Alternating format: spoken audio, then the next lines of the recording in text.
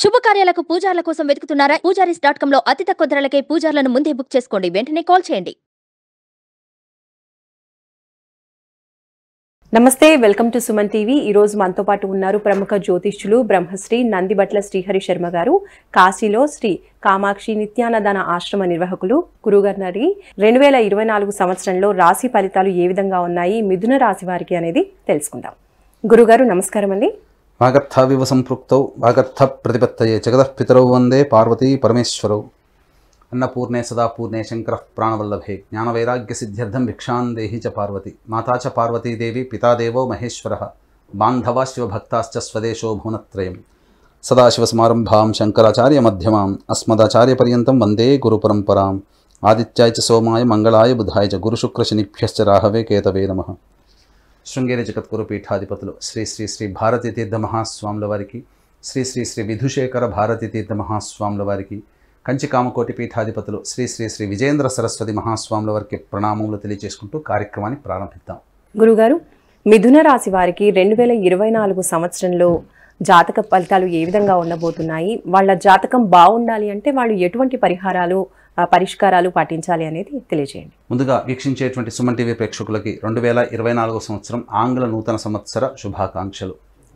చాలామంది సందేహం అనేటువంటిది ఉంటుంది. పంచాంగం అనేటువంటిది రాశి ఫలితాలు చెప్పేటప్పుడు ఉగాది టు ఉగాది అని అంటుంటారు కదా. మరి 2024 జనవరి నుంచి చెప్పుకునే మనకేంటి పద్ధతి అని చాలామందికి సందేహం ఉంటుంది. ధర్మశాస్త్రం ప్రకారం ఒకటి ఉంది.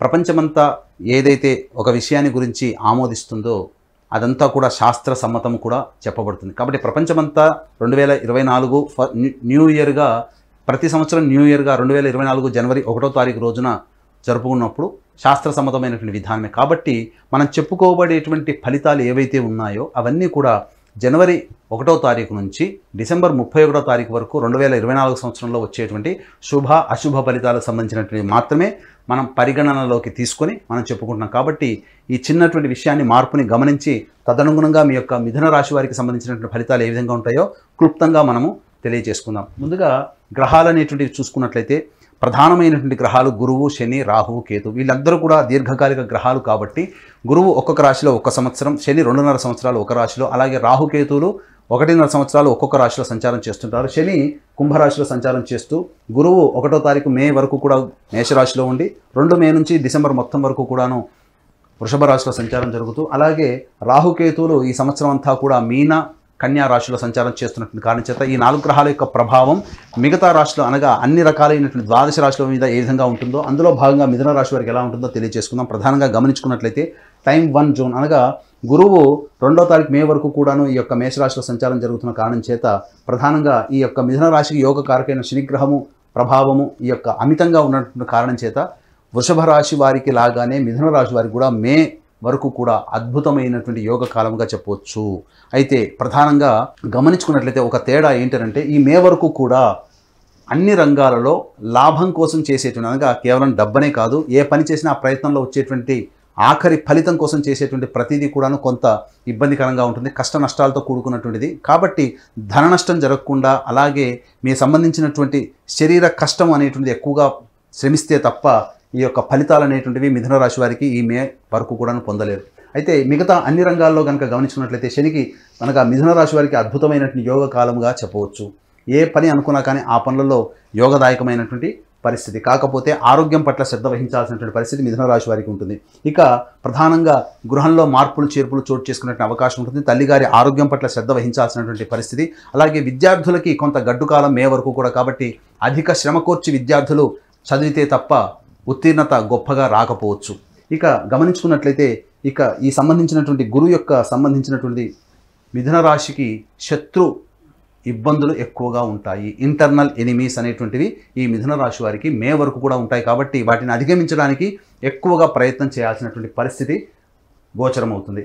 ఇక గమనించుకున్నట్లయితే ఈ యొక్క మిథున రాశి వారికి వివాహానికి సంబంధించినటువంటి చేయి ప్రయత్నాలన్నీ కూడాను మే వరకు కూడా ఎవరైతే వివాహం కోసం ఎదురు చూస్తున్నారో వారికి చక్కటి జీవిత భాగస్వామి లభించే అవకాశం ఈ మిథున రాశి వారికి ఉంది. కాబట్టి అన్ని రంగాలుగా చూసుకున్నట్లయితే ఒక లాభము లేకుండా కష్టపడడం అనేటువంటిది ఒక విషయం తప్ప మిగతా అన్ని రంగాల్లో ఉన్నటువంటి వారికి మే వరకు కూడా చక్కటి శుభ ఫలితంగా చెప్పవచ్చు. ఇక 2వ తారీఖు మే నుంచి మిథున రాశి వారికి న్యూట్రల్ రిజల్ట్స్గా ఉంటాయి 2వ తారీఖు నుంచి అక్టోబర్ 21వ తారీఖు వరకు.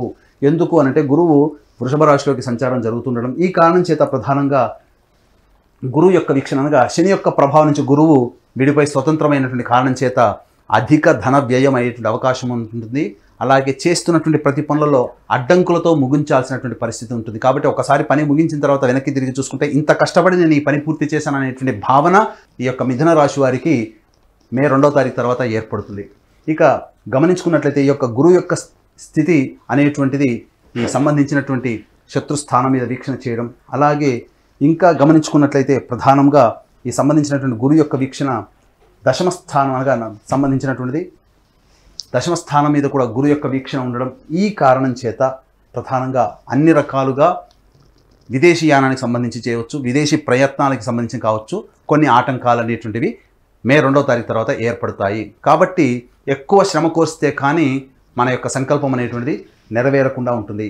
ఇక గమనించుకున్నట్లయితే ప్రధానంగా ఎఫ్ఎంసీజీ రంగంలో ఉన్నటువంటి వారికి కొంత గడ్డు కాలం ఈ మే 2వ తారీఖు నుంచి అని చెప్పవచ్చు. కాబట్టి అనగా ఆహార ఉత్పత్తులు కావచ్చు, బంగారు పని చేసేటువంటి వ్యవస్థలో ఉన్నటువంటి వాళ్ళు కావచ్చు, లేకపోతే ఇంకా చెప్పాలి అంటే కళాశాల యాజమాన్యం కానీ ఉపాధ్యాయులు కానీ బదిలీలకు సంబంధించిన చేయ ప్రయత్నాలు, కళాశాల విస్తరణ అనగా స్కూల్కి సంబంధించినటువంటి విస్తరణ కావచ్చు, అలాగే రెస్టారెంట్స్ కానీ బోర్డింగ్ అండ్ లాడ్జింగ్ బిజినెస్లో ఉన్నటువంటి వాళ్ళు కాస్త పెట్టుబడి అనేటువంటిది తగ్గించుకొని వ్యాపార విస్తరణకి మీరు కాస్త కామ్గా ఉన్నట్లయితే, వ్యాపార విస్తరణ ఎక్కువగా జరపకుండా ఉండి ఆచితూచి స్పందించినట్లయితే మీరు చక్కటి ఫలితాలు పొందుతారని చెప్పవచ్చు. ఎందుకంటే నష్టం జరిగేటువంటి అవకాశాలు ఈ రంగంలో ఉన్నటువంటి వారికి మే 2వ తారీఖు తర్వాత ఉన్నాయి. కాబట్టి తగు జాగ్రత్తలు తీసుకునేటువంటి పరిస్థితి అనగా ప్రధానంగా గమనించుకున్నట్లయితే ఇక్కడ మిథున రాశి వారికి భాగస్వాముల మధ్య కొంత పొరపచ్చాలు వచ్చేటువంటి అవకాశము మే 2వ తారీఖు వరకు ఉంది. కాబట్టి దాంపత్య జీవితంలో ఉన్నటువంటి వాళ్ళు కాస్త అనుకూలంగా జీవిత భాగస్వామితో అనుకూలంగా ఉన్నట్లయితే మంచి శుభ ఫలితాలు పొందుతారు. అలాగే నూతన భాగస్వామి కోసం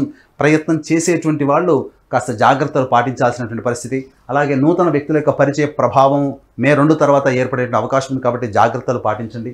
ఇక గమనించుకున్నట్లయితే ఫేజ్ 3 టైం 3 అనేటువంటిది అనగా 21 అక్టోబర్ నుంచి 31 డిసెంబర్ వరకు కూడా ఇది అత్యంత గడ్డు కాలం అని చెప్పొచ్చు. ఎందుకనంటే ఈ సమయం ఏమాత్రం కూడా మీకు అనుకూలంగా లేకపోవడం చేత మీ యొక్క వాక్కుకి విలువ లేకపోవడం, తద్వారా ఇబ్బందికర పరిస్థితులు, మీ యొక్క మాటను నమ్మి ఎదుటి వాళ్ళు ప్రయాణం చేయడం, తద్వారా వాళ్ళ యొక్క ఫలితము తారుమారవ్వడం, తద్వారా మీకు చెడ్డ పేరు రావడం అనేటువంటిది ఉంది. కాబట్టి ఉచిత సలహాలు ఇవ్వకుండా ఉండడమే ఈ సమయంలో చాలా మంచిదనేటువంటి విషయాన్ని గమనించుకోవాలి.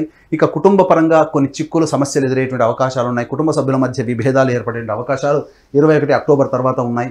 అంతేకాకుండా గమనించుకున్నట్లయితే ప్రధానంగా సంతానపరమైనటువంటి సమస్యలు కానీ లేదా సంతానం కోసం వెయిట్ చేసేటువంటి వాళ్ళు ఈ సమయాన్ని వాయిదా వేసుకోవడమే చాలా మంచిదనేటువంటి విషయాన్ని గమనించుకోవాలి. ఇక గమనించుకున్నట్లయితే మిథున రాశికి యోగకారకుడైనటువంటి శనిని ఈ యొక్క కుజుని యొక్క ప్రభావం ఉండడం, ఈ కారణం చేత ప్రధానంగా విదేశీ యానం విదేశీ ప్రయత్నంలో ఆటంకాలు అనేటువంటివి ఉంటాయి.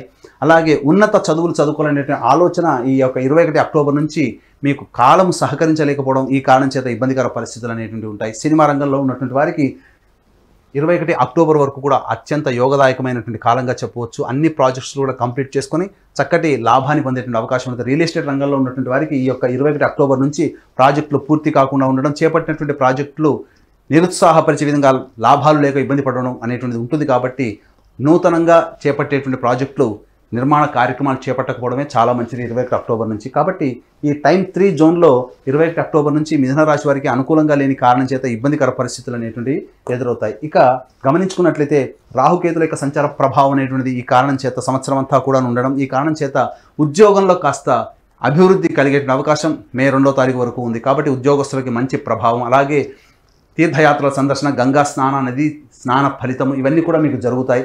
తద్వారా మంచి దైవతానుగ్రహాన్ని పొందేటువంటి అవకాశం ఉంటుంది. కాబట్టి ఏది ఏమైనప్పటికీ కూడాను మే 2 వరకు కూడాను అద్భుతమైనటువంటి యోగకాలం మిథున రాశి వారికి.